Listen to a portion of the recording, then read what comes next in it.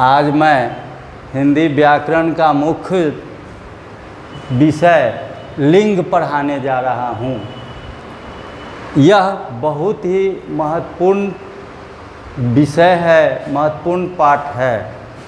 ये जानना ज़रूरी है क्योंकि कहा भी गया है कि नंबर, पर्सन, जेंडर, केस ये चारों हैं ग्रामर के बेस। तो वो जेंडर आ जाता है लिंग। यह इंग्लिश के लिए भी उतने ही ज़रूरी है, संस्कृत के लिए भी उतने ही ज़रूरी है जितना कि हिंदी के लिए है। यह एक लिटरेचर का आधार है और यह सभी वर्ग के छात्रों को जानना आवश्यक है। यह प्रश्न परीक्षा में पूछता रहता है, मैं कैसे परीक्षा का समाधान होना चाहिए, कैसे परीक्षा में हम लिखेंगे तो अच्छा अंक प्राप्त होंगे, उसके लिए ज़रूरी है जानना। जैसे जिस शब्द से उसके स्त्री अथवा पुरुष जाति का बोध हो उसे लिंग कहते हैं। जैसे शिक्षक छात्रों छात्राओं को पढ़ाते हैं। तो देखिए बच्चों, शिक्षक पुल्लिंग हो गए, छात्राओं को स्त्रीलिंग हो गए। तो ये पुल्लिंग ये स्त्रीलिंग को बोध कराता है। अब ये समझना है आपको कि छात्र मतलब लड़का और छात्रा मतलब लड़की। अब ये हो गया क्लियर। अब है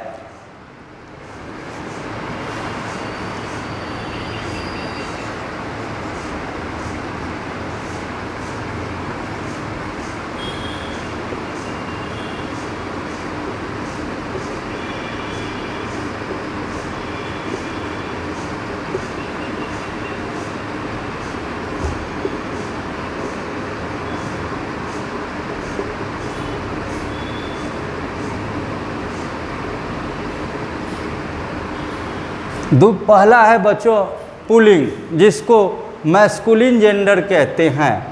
इसमें क्या कहेंगे, जिस शब्द से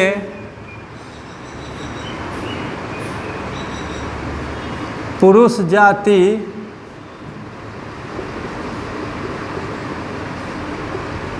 का बोध हो उसे पुल्लिंग कहते हैं। जैसे राम, श्याम, ये पुरुष जाति का बोध कराता है। दूसरा है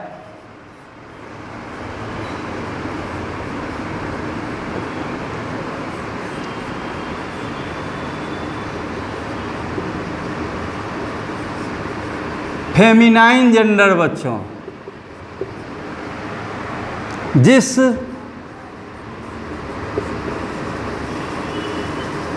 शब्द से स्त्री जाति का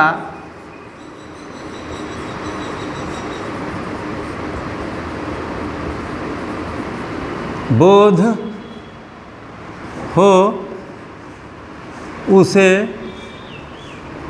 स्त्रीलिंग कहते हैं।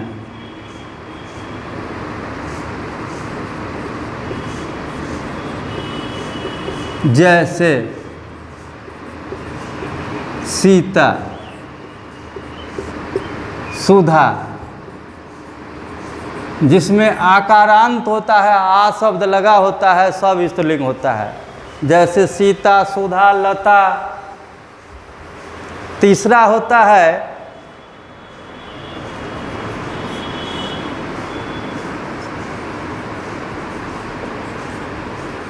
उभयलिंग, जिसको कॉमन जेंडर कहते हैं बच्चों। यह स्त्री और पुरुष दोनों जाति का बोध कराता है। जैसे यह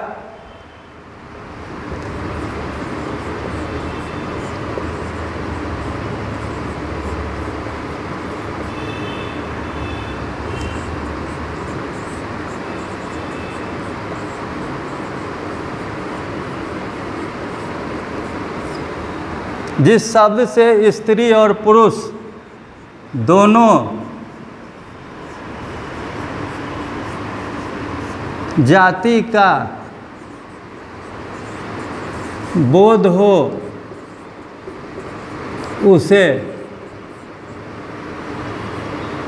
उभयलिंग कहते हैं।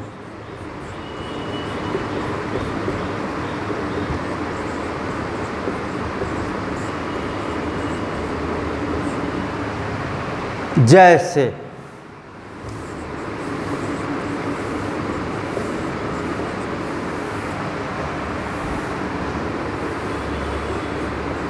मंत्री, मंत्री शब्द लेडीज भी, महिलाएं भी मंत्री हैं, पुरुष भी मंत्री हैं। मंत्री शब्द से दोनों को अर्थ बोध करता है। मंत्री के साथ अगर हम आपको कहें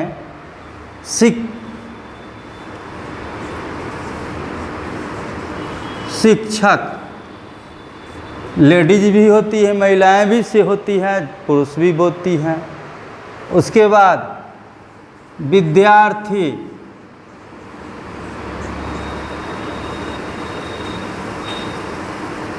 विद्यार्थी, ये सब कॉमन जेंडर है। अब चौथा है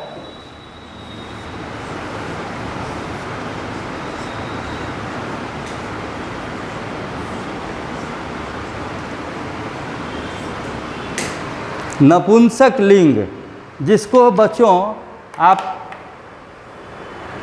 न्यूटर जेंडर कहते हैं।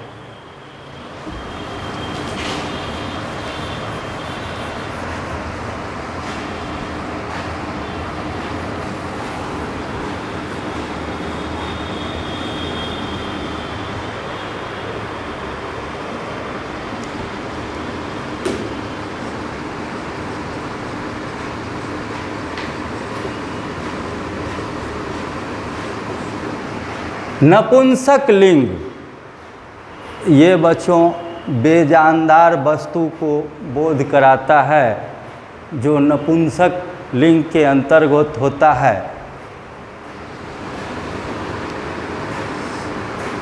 जिस शब्द से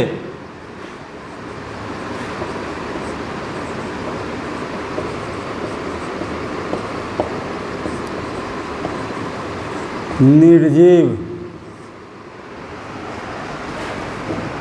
पदार्थ का बोध हो उसे नपुंसक लिंग कहते हैं। जैसे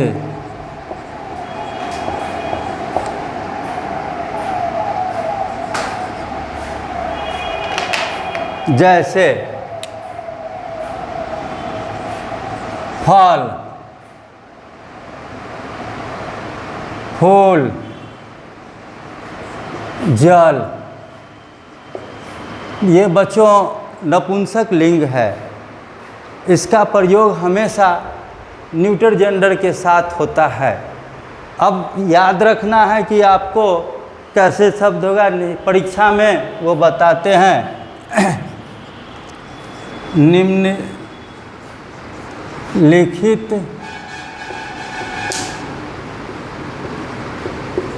शब्दों के लिंग बदलें।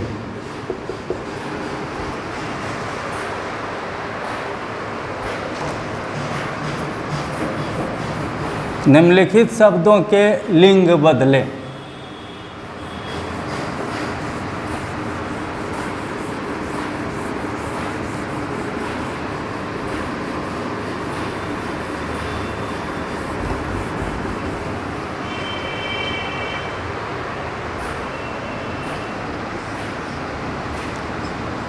आयुष्मान, आयु, आयुष्मान।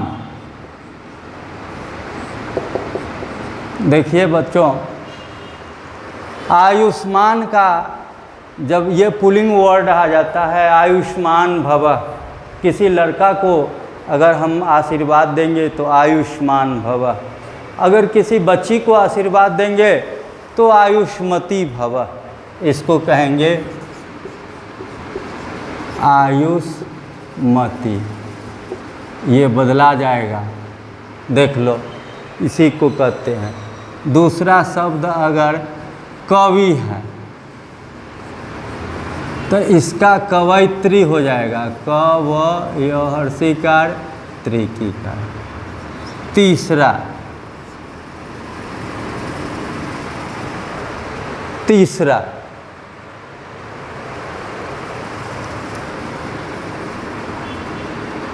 कवि कवयित्री। तीसरा अगर कोई भी वर्ड जैसे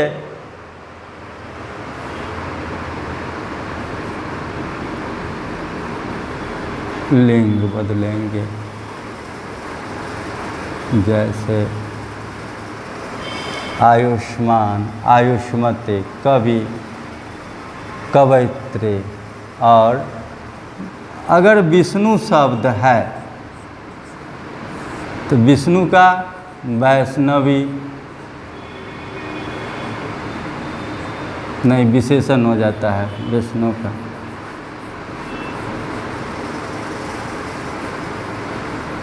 जैसे लाला तो ललाइन,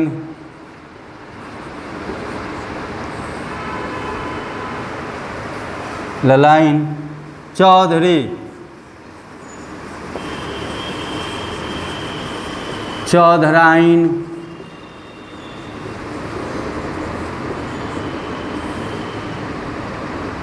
ये शब्द है बच्चों, ऐसे बदलता है। परीक्षा में इसी तरह से पूछेगा।